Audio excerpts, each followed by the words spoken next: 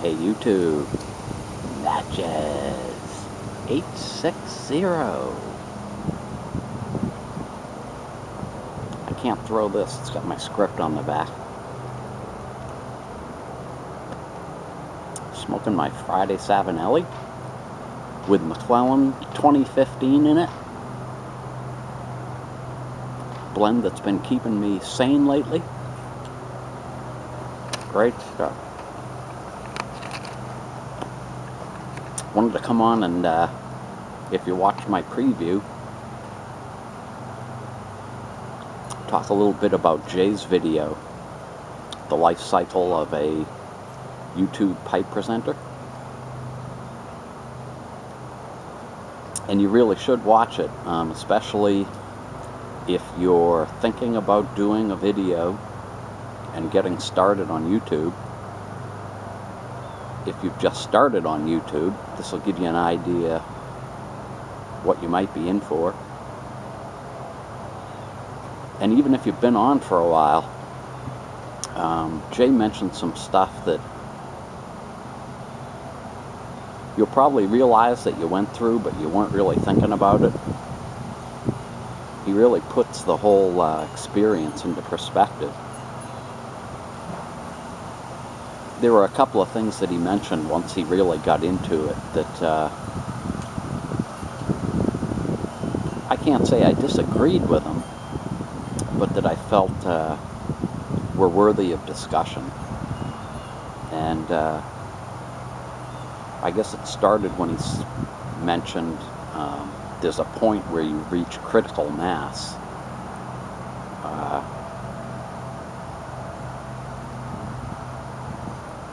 You get so many subscribers, you're watching so many videos, making so many comments, and it begins to be more than you can handle. And I had just read an article when he came out with that from a anthropologist who has been very interested in Facebook, Twitter. He didn't mention YouTube, but I think it applies here. That he got a real kick out of these people that have 1,000 friends on Facebook or 500 followers on Twitter. He explained that the human mind can only process about 150 relationships. And he cited all these examples down through history of when humans get together to form a society. Everything's fine until it reaches about 150, and then things break apart, and people split up, and the whole article just said, once you reach 150 relationships, you can no longer treat each one of those relationships the way that it should be treated, I guess is the best way to put it. And he mentioned numbers like 200, 250. When you reach 300 subscribers, it happens. And that makes a lot of sense. Because myself, I know I have a number of subscribers who aren't active, so I'm not watching their videos. I'm not commenting on their videos. I'm not really relating to them on a daily basis. So that by the time I reached 300, we were really talking, who knows, 150 or even 200 relationships I was trying to juggle. So there's definitely something to be said for that. he went on to mention that at that point, and a little bit later on, the whole YouTube channel thing becomes work. Just managing, putting out your videos, responding to comments,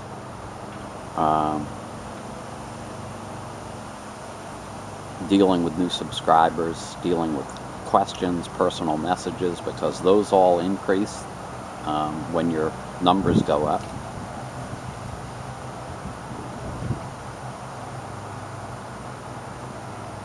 But I guess what really made me sit down and think, and probably the reason I'm doing this video, is he got around to saying, well, you know, you have 300, 500 subscribers or more, you still revert back to a particular 10, which quite often is your the group that you started out with when you started making videos, because you were all in the same boat, and, you know, you can relate to each other, and you've known each other longer.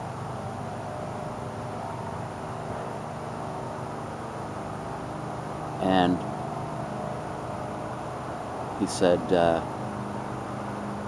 would probably piss a lot of people off if you ever mentioned your 10 favorite YouTube pipe presenters. And that really hit home with me, because I was getting ready to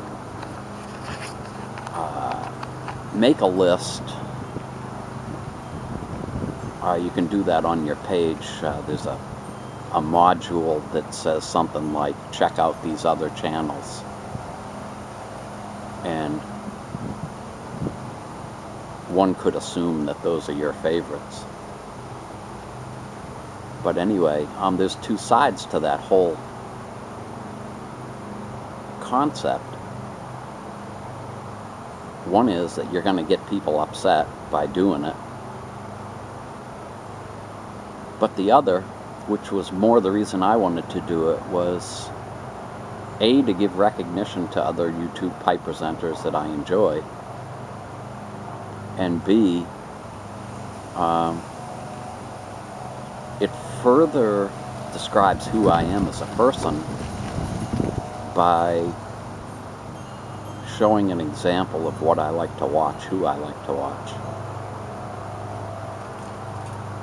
As far as it being the people that I started out with, I have to disagree with that, in my own case anyway. A number of my favorites are people that I've just discovered.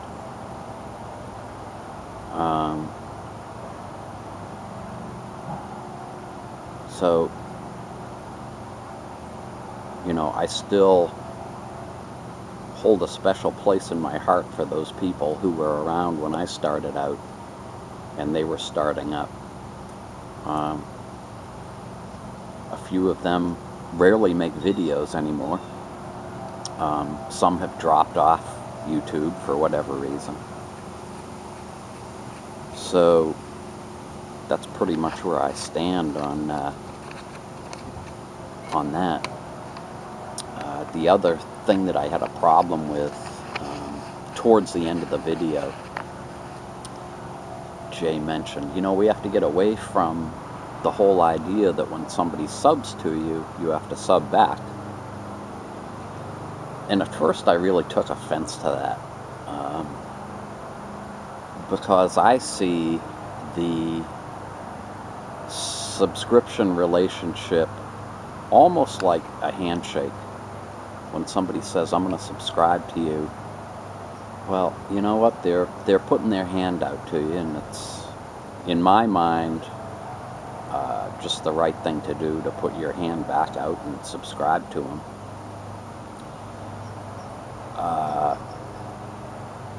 But he also has a point that if that person is talking about something that you're not interested in,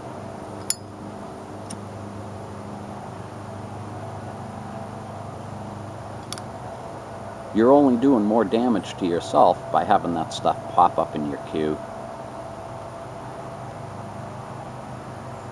And the more I thought about it, the more I figured, well, my view of what a subscription is may not be correct. And I guess I finally resolved the whole thing by saying I'm going to run my channel the way I want to run it, just like everybody else does. And I think if a pipe presenter subscribes to me, I'll definitely subscribe back, but I'll continue not subscribing to someone who subscribes to me and is doing videos on a totally different topic, which I've had a number of also.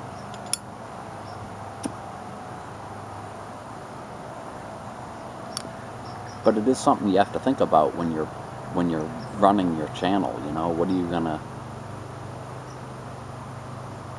gonna do when that person who's got a entertainment channel telling jokes or whatever subscribes to you?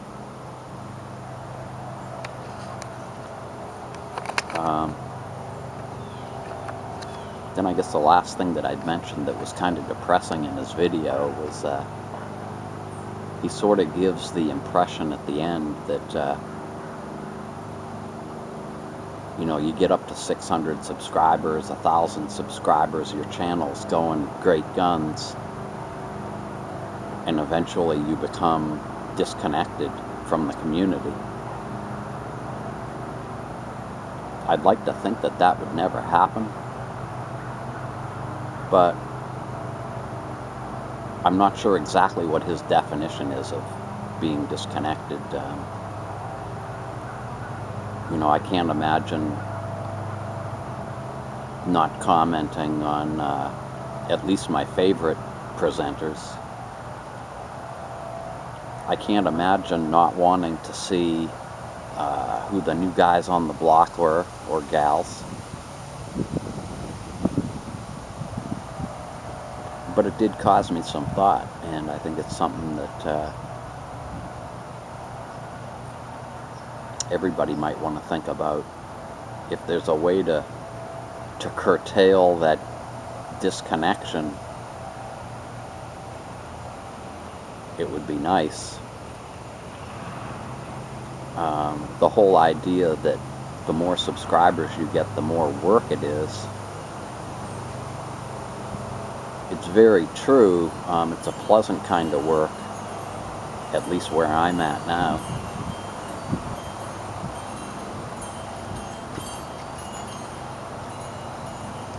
But I've noticed I